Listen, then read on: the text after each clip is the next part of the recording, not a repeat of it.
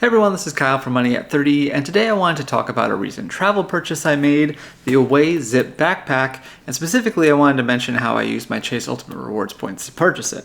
But before we get into the backpack, I do want to mention that because this is a travel video, I figured I'd try out a new travel mic setup, so we'll see how that goes.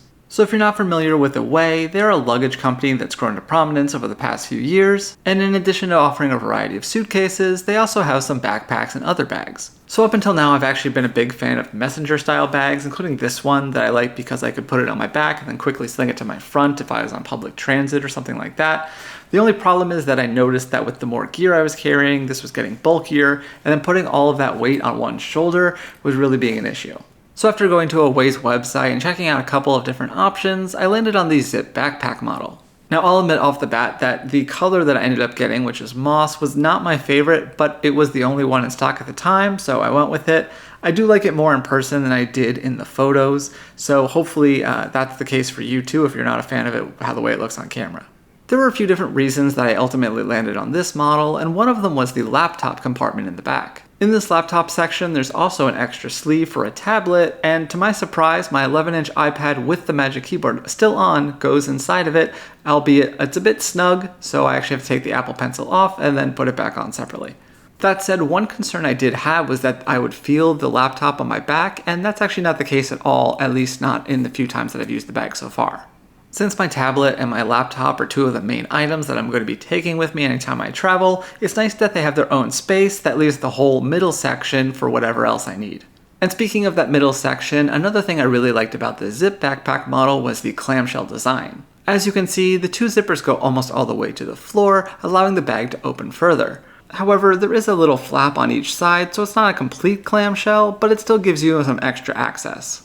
So while there's plenty of room in this main compartment, there's also several pockets. These vary in size and material, so you have a whole bunch of different options. Since I've only taken the backpack on a couple of trips, I'm honestly still trying to figure out exactly which of my items go best in each pocket, but I definitely appreciate the variety. Incidentally, right now I'm packing for a trip where I'm trying to get away with just using the backpack instead of getting another carry-on, and so I have a medium packing cube inside of it which seems to fit just fine, with plenty of room for other items. I also appreciate the leather key strap that makes it a bit easier to find your keys if they get buried in your bag. Then on the front there are actually two little pockets, one with a zipper and one with a magnet. So far I've really only used the magnetic one, and even that I'm just putting some hand sanitizer in.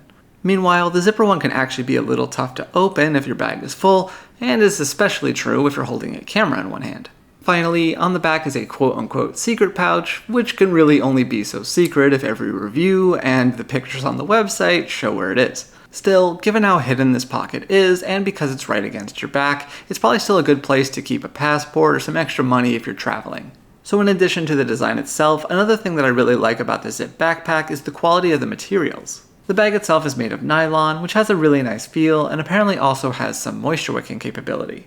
I also really like the touches of leather, particularly the handle at the top, which feels nice and sturdy. Speaking of sturdy, the leather and the metal on the straps definitely feel quality, and like they're going to last for a while.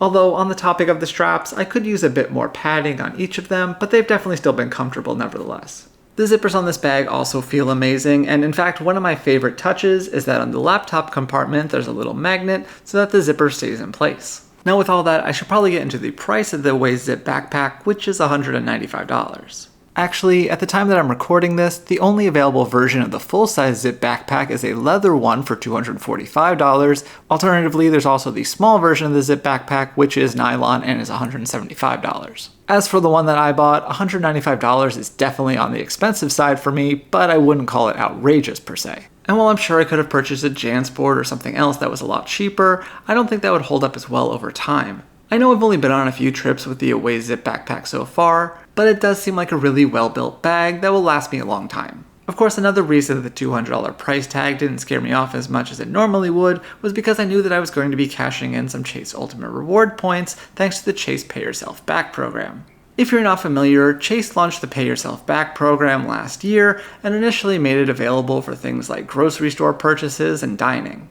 While dining is still an option for the Chase Sapphire Reserve card for the time being, the program has mostly been overhauled to focus more on specific brands. As you may have guessed, one of those brands just happens to be Away. Because of this, Sapphire Preferred and Sapphire Reserve customers can now use their Ultimate Rewards points to pay for purchases from Away at the same rate that they get for redeeming for travel. So in our case, with the Chase Sapphire Preferred, we were able to use our points at a rate of 1.25 cents each. So in total, we spent 14,888 points to cover our purchase of $186.11. And in case you were wondering, that discounted purchase price was due to a referral code that I was able to use. Considering that the points we used were still only a fraction of the 100,000 that we got for our sign-up bonus for the Chase Sapphire Preferred, I think we did pretty well, and I think that the purchase was worth it overall. Ultimately, while it's definitely on the expensive side, I'm still really glad that I got the Away Zip backpack, and I look forward to taking it on many future trips. Plus, if you've had your eye on some new luggage, then I think using the Chase Pet Yourself Back program while Away is still an option could be a good choice. Hopefully this gives you a better idea about what the Away Zip backpack is all about, but for much more, I'll have a link to my full written review in the description box down below. Also, if you like this video, please hit the thumbs up button, leave a comment, and be sure to subscribe because we have new videos every week. So thanks again for watching, and I will see you next time here on Money at 30.